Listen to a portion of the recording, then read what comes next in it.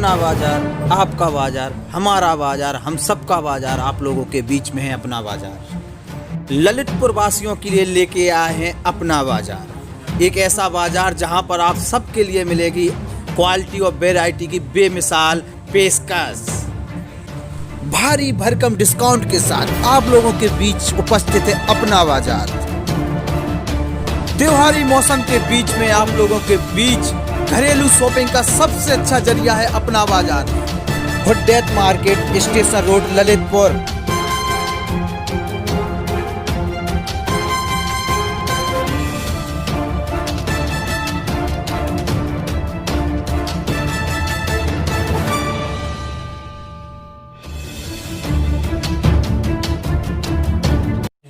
नमस्कार, मैं सौरभ गोस्वामी। ललितपुर का एक गांव है देलवारा, जो करीबन 7 किलोमीटर दूर है।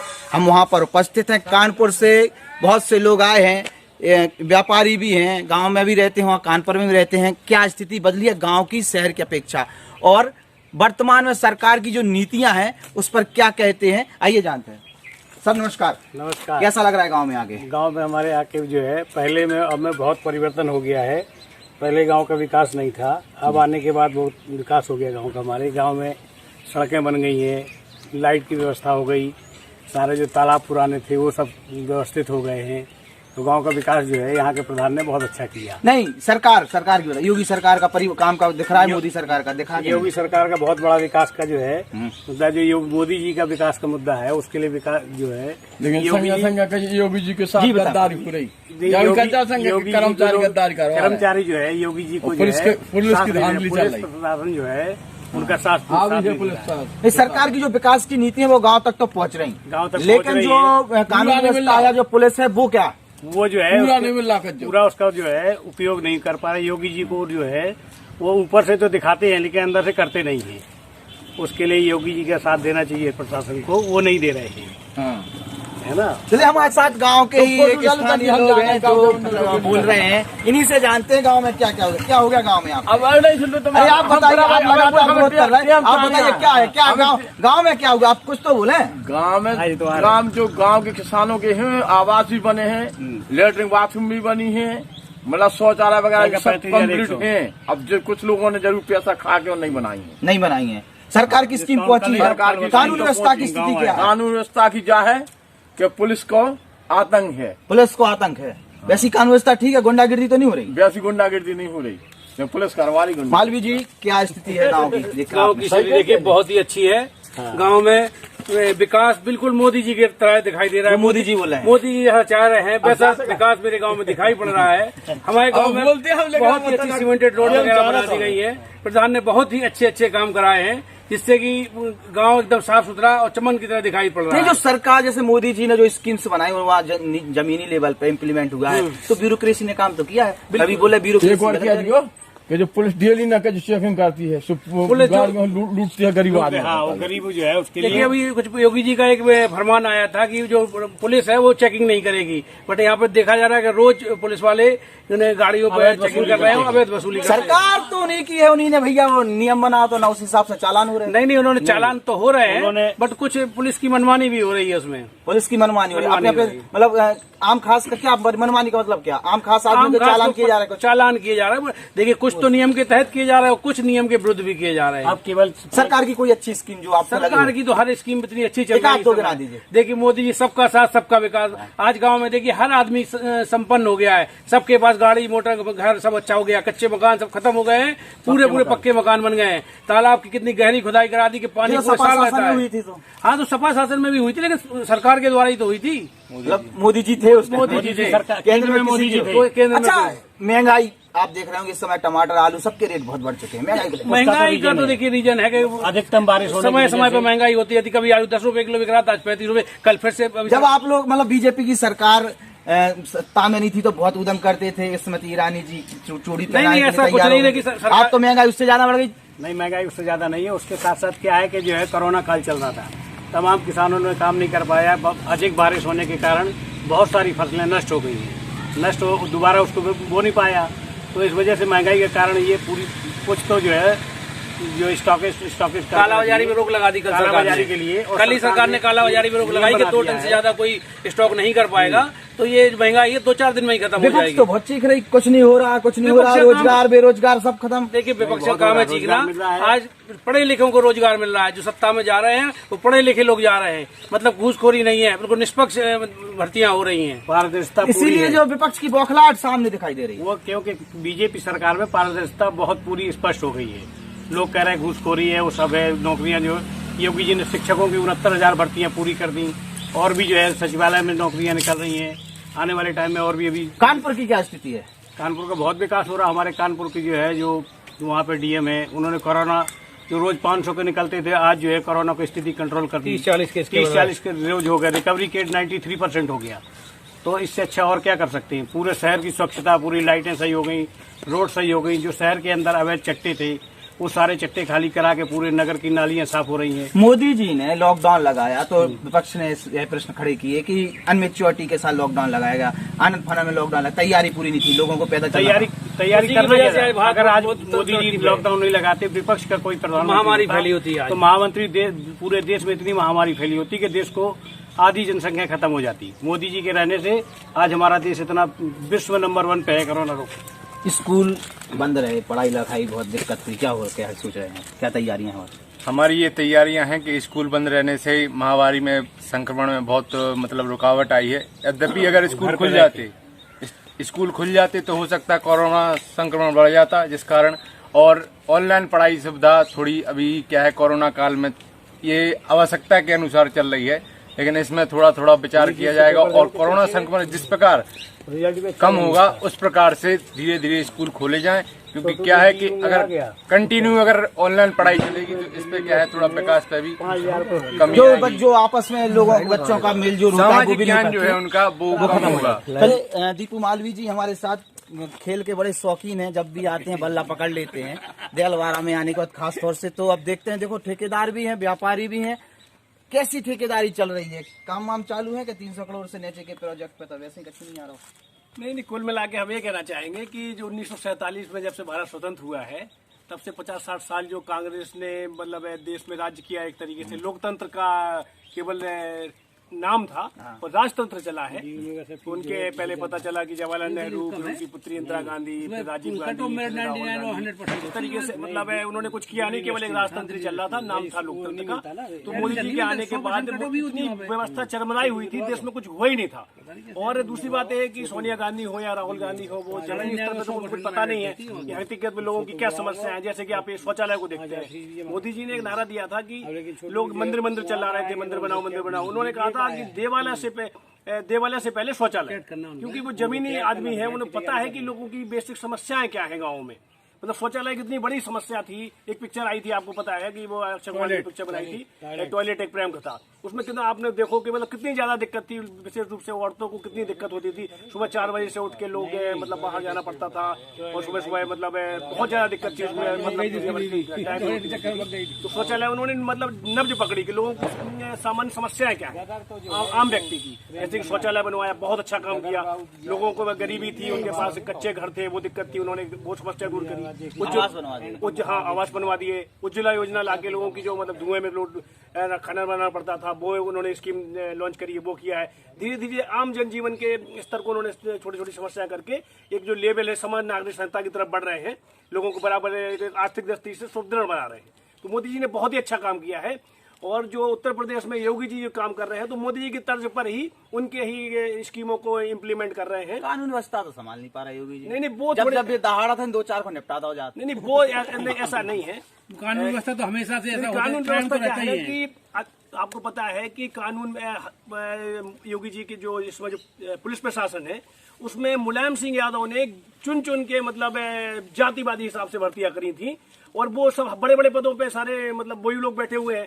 तो पूरी व्यवस्था को एक आदमी कंट्रोल कैसे कर सकता है? तो जितना प्रयास है वो कोशिश कर रहे हैं, धीरे धीरे चीजें कंट्रोल। तो फिर हमें समझ नहीं आई। देखिए मायावती ने एक ही गलती की, ब्यूरोक्रेसी की बन के रह गई। अब अखिलेश यादव ने भी वही किया, वही फिर योगी आदित्यनाथ जी कर रहे हैं। अपने नेताओं की अनदेखी क्यों की जा रही है? नेताओं की अनदेखी, अगर ब्यूरोक्रेसी हावी है तो नेताओं को तो कम से कम हावी करते। नहीं, वो एक बैलेंस के थ्रू, जैसे कि आपने आदमी चिल्ला रहे थे मंदिर बनवाओ, एकदम से मंदिर नहीं बना, एक सिस्टमेटिक ढंग से, मतलब गंदगी इतनी ज्यादा है कि स्टेप बाय स्टेप चीजों को दुरुस्त करते हुए सब कुछ ठीक होगा। नाम बदलने से सब ठीक हो जाए? नहीं, नाम बदलने की बात नहीं है, मतलब सिस्टमेटिक ढंग से चीजों को ठीक किया जाएगा, एकदम से करने से गड़बड़ हो जाती है। जैसे आप बोल देखो सारी चेंज कर रहे हैं पूरे डीजल पेट्रोल की क्या स्थिति है? अब सबसे आपकी सरकार आई, एक्चुअल में क्या है ना कि कांग्रेस ने खजाना इतना खाली कर दिया था कि हमें मानते हैं कच्चे तेल की कीमतें थोड़ी गिर गई हैं, डीजल कम होना चाहिए, पेट्रोल कम होना चाहिए, लेकिन एकदम से बहुत सारी जगहों पे योजना, जो फ्री की योजना चल रही है, उज्ज्वला योजना और शौचालय बन रहे हैं, घर बन रहे हैं, उनके पैसा कहाँ से आएगा? 16 लाख की कही थी, फिर कह रही करोगे झूठ पिलाए। कौन सा अच्छे दिन 16 लाख की बोली गई थी। लॉकडाउन में सबको फ्री अनाज दिया गया, कहाँ से दिया गया? नहीं, वो कंफ्यूजन है। उन्होंने ये कहा था कि भारत का इतना पैसा विदेश में जमा है कि अगर वो काला धन भारत वापस आ जाए तो हर व्यक्ति को 16 लाख रुपए मिलेगा, लेकिन वो काला धन वापस आ ही नहीं पाया। अब वो सब कुछ अपने कंट्रोल में बता रहे थे काला धन नहीं, उन्होंने प्रयास हजारे भी बहुत लगे थे, पसर ही गए, प्रयास किया और जारी है प्रयास। ठीक है, उन्होंने प्रयास किया, लेकिन मतलब भारत में होता काला धन तो उन्होंने, भारत में जो काला धन था उन्होंने काफी कुछ कंट्रोल किया है, जैसे कि जीएसटी वगैरह लागू कर दिया, तो ये जो टैक्स चोरी हो रही है बहुत हद तक कम हो गई। टैक्स नोटबंदी और जीएसटी कहीं ना कहीं उद्योग को नुकसान दे रही है। नहीं, शॉर्ट टर्म आप सोचेंगे तो आपको लगेगा कि नुकसान हो रहा है, लेकिन लंबे टर्म में आप जाएंगे, एक देश एक टैक्स हो गया है तो अल्टीमेटली टैक्स चोरी बहुत कम हो गई। आज के जो आप बिल काटोगे उसका जीएसटी आपने एक बार बिल बना दिया तो जीएसटी जमा करने करना पड़ेगा, तो टैक्स चोरी बहुत कम हो गई है। और मतलब उद्योग धंधों में भी धीरे धीरे चीजें आएंगी। और ये टमाटर और आलू के चक्कर में लोग ठीक है, ये तो चीजें चलती रहती है, सीजनल चीजें हैं। कभी पता चला कि वो सीधी सी बात है कि अगर डिमांड ज्यादा हो गई और सप्लाई कम हो गई तो ऊंचा नीचे होता रहता है, उससे कोई खास बात नहीं है। मुझे खून दो मैं तुम्हें आजादी दूंगा, तुम मुझे वोट दो मैं तुम्हें वैक्सीन दूंगा। बिहार में तो ऐसी स्थिति आ गई है, बिहार में। नहीं, वो ठीक है, वो ये कि जो कोरोना महामारी एक अंतर्राष्ट्रीय स्तर की वो तो फिर उसको अंतर्राष्ट्रीय चीज के लिए वोट बैंक क्यों बना दिया गया? नहीं, अगर ठीक है हर कोई कुछ यहाँ शिवराज सिंह चौहान मध्य प्रदेश में कह रहे कि हम अगर आएंगे तो आपको फ्री में वैक्सीन लगवाएंगे, तो 28 विधानसभा में लगी है। वो तो केंद्र सरकार ने ऑलरेडी बोल दिया है। योजना है कि जिस तरीके से पोलियो की वैक्सीन लगी थी, जिस तरीके से और जो डेंगू और दुनिया भर की बीमारियों की वैक्सीन लग रही है, वो वैसे ही फ्री में लगा है अपने उत्तर प्रदेश से, पैसा में नहीं, सब जगह पूरे भारत पे आप देखिएगा, जब भी वैक्सीन आएगी केंद्र की तरफ से, जिस तरीके से पोलियो ड्रॉप घर घर फ्री में बनाई जा रही थी, उसी तरीके से वैक्सीन भी फ्री में ही लगाई जाएगी। फ्री में ही लगाई जाए तो अभी जब डरा जा रहा पैसा फ्री का। हाँ, सब फालतू की बात। देखिए, आइए थोड़ा उद्योग के बारे में बात करते हैं। और जीएसटी हो चाहे लॉकडाउन, चूंकि उद्योगपति भी बगल में बैठे हैं। अच्छा सर, जीएसटी और नोटबंदी जीएसटी कहीं ना कहीं उद्योग को प्रभावित तो किया है? नहीं किया है। ये जीएसटी लागू होने से हमारे लोगों के उद्योग का विकास हुआ है। ऐसे ही आज ये लोग बहुत विरोध कर रहे थे, व्यापारी सबसे ज्यादा विरोध कर रहे हैं। वो व्यापारी विरोध कर रहे थे, जिसका रजिस्ट्रेशन ही नहीं है वो क्या करेगा। अच्छा, वो फ्री की सेवा खाते फर्जी बिल काटते थे, फर्जी बिल काटने के बाद उसको हो गया। अब हमारा तो पक्का नंबर 1 का काम है, जीएसटी हमको जितना मिला उतना आ गया, हमको नुकसान कहाँ से, डिफरेंस कैसे। अच्छा, आप लोगों का पॉलीथीन का व्यापार था, जब पॉलीथीन बैन हुई तो कुछ परिवर्तन हुआ? नहीं, कोई परिवर्तन। पॉलीथीन बैन कहाँ हुई? नहीं, एक कैटेगरी की, वो एक माइक्रोन की जो एक लेवल से उससे अच्छी पॉलीथीन चलने लगी और बड़ी बड़ी फैक्ट्रियाँ चालू हो गई। अच्छा, छोटे जो कचरा बीन के बनाते थे उसको जो है तो छोटे लोगों को दिक्कत हुई, लेकिन वो बाद में इसमें कवर हो गई है, उससे कोई किसी को नुकसान नहीं हुआ है। आज बिना पॉलीथीन के आप कहीं भी जाते हैं, आपके पास भी तो साधन नहीं है। पॉलीथीन नहीं तो आप झोला लेकर नहीं चलते हैं, आप लेकर चलिए ना, उसका विरोध आप खुद करेंगे तब उससे दूर हो सकती है। ना कि हम तो चाहते हैं कि हम घर से हाथ बाबूजी बन के जाएं और पॉलीथीन वहाँ से लेके चले आएं, तो उसके लिए जरूरी तो सरकार नहीं बंद कर सकती ना, ये तो हमारे आपके लिए है। अब जब पहले सरकार आई थी, स्वच्छ भारत की बात करें, उसका समाप्त करते हैं। गांव में आपने सफाई देखी होगी, गंदगी भी दिखी होगी। हाँ, बहुत सब गंदी सफाई है। पहले भारत में जो है यहाँ पे गाँव में शौचालय नहीं थे, घर की लेडीजों को बाहर जाना पड़ता था, बारिश हो रही, पानी बरस रहा, रात में किसी को दिक्कत हो गई, बाहर जाना। अब मोदी जी का एक जो सुलभ बना है तो उससे कम रैन बसेरा बना दिए गए, सुलभ शौचालय बना दिए गए, घर घर जो है शौचालय बना दिए, तो आपको दिक्कत तो नहीं है, उससे परेशान। पहले नेता झाड़ू लगा रहे थे, मंत्री विधायक सांसद और नीचे के बीजेपी के कार्यकर्ता झाड़ू लगा रहे थे, अधिकारी भी झाड़ू, अब सब भूल गए। अब सब क्योंकि अब सफाई हो गई ना, अब स्वच्छ भारत हम अपने आप स्वच्छ रखेंगे तो दूसरा अपने आप करेगा। गाँव में तो बहुत गंदगी, गाँव में गंदगी है, लेकिन उसके लिए जो है स्वीपर लगाए गए हैं, तमाम प्राइवेट जो है स्वीपर लगा के सफाई हो रही है। और अपना स्वयं सुधार करो तब बाहर कर। नौकरियों के बारे में बोल दो। नौकरियां हमारे अभी योगी जी जो पिछली जो शिक्षा परिषद की जो योगी जो थी रुकी हुई थी 69,000 भर्तियाँ, वो सारी चालू कर दी। सचिवालय की नौकरियों के लिए अभी निकली हैं, कुछ बैंकों की भी नौकरियां निकल रही हैं, वो सारी जो है भर्तियाँ भी चालू हो जाएंगी। अभी साल भर के अंदर सारी जो है नौकरियां भर्ती होंगी। अभी देश पूरे प्रदेश का और विकास होगा। आश्वासन आश्वासन आश्वासन आश्वासन के साथ ही हम इस चर्चा को समाप्त करते हैं। पढ़े लिखे जो स्क्रीम लोग हैं वो कहीं ना कहीं सरकार से खुश हैं और सरकार की विचारधारा से ही प्रभावित नजर आ रहे हैं। ऐसे किसी लॉकडाउन के बाद बच्चे घर से बाहर निकले हैं, 7-8 महीने से कहीं घूमने नहीं जा पाए, कोरोना का बड़ा वो था। गांव में एक अच्छी खुशी की बात यह है कि गांव में कोरोना नहीं फैला है। कानपुर से लोग बच्चे आए हैं जो देलवारा के हैं, कानपुर में रहते थे। छोटू कैसा लग रहा है गाँव में आने के बाद? काफी अच्छा लग रहा है क्योंकि कानपुर में कोरोना बहुत ज्यादा था, हम लोग को घर से बाहर निकलने में डर लगता था, पर यहाँ तो माता की झांकी में भी खड़े होने में कोई डर नहीं लग रहा। अच्छा, गांव में आने के बाद कैसा वातावरण मिला? वहाँ तो साले बंद छोटे छोटे कमरों में घुसे रहते हैं, खुला स्वच्छ दोस्तों के साथ मिलके। हाँ, मास्क, यहाँ पे मास्क लगाने की भी झंझट नहीं है, इतनी नहीं है, दिक्कत नहीं है। नहीं कोई पहनता ही नहीं हैं? हमारे चले जाए कोरोना नहीं है। कोई नहीं है यहाँ पे कोरोना। कोरोना है ही नहीं। हमारा गाँव कोरोना मुक्त हो गया, कोरोना मुक्त है हमारा गाँव। देखिए गांव में कोरोना नहीं है तो बच्चे भी सोचते। आज तालाब देखिए, बड़ा तालाब है देलवारा में, तो यही तालाब में नहाएंगे। हाँ, तालाब में नहाएंगे। लोग कहते हैं तालाब में नहाएंगे तो बीमार हो जाएंगे, खाज हो जाएगी। अरे कुछ नहीं होगा, तालाब में नहाने से सबको ठीक हो जाता है। हैं? ये आप लोग जरूर तालाब में नहाने से ठीक हो जाते हैं। मतलब इन लोगों का इतना प्रेम भाव है, लगाव है गांव से कि तब जब भी आते हैं तो चाहे सर्दी का मौसम चाहे कोई मौसम है, इस तालाब में जरूर वो नहाते हैं। गांव के लोग नहाएं या ना नहाएं, ये जरूर नहाते हैं। अच्छा, क्या कहना चाहोगे नए बच्चों से जो शहर में कानपुर में? हम तो ये कहना चाहेंगे एक बार गाँव आके देखो, गाँव का विकास, गाँव में जो है आदमी को निकले बड़े बड़े शहरों से और गांव आके देखें गांव में जो वास्तविक गाँव से जीवन ही है। एक शहर बनते हैं। गाँव छोटे छोटे गाँव से ही शहर विकसित होते हैं। अगर गाँव नहीं होंगे तो हम लोग शहर में क्या करेंगे? कानपुर में कैसा लगता है? बंद तो बंद बंद बंद और बंद डरा डरा फील होता है। डला डला फील है ना। यहाँ पर आने के बाद एक खुला पकड़ के बाहर नहीं निकलने देते। हैं? पुलिस वालों का खौफ रहता है वहाँ पे?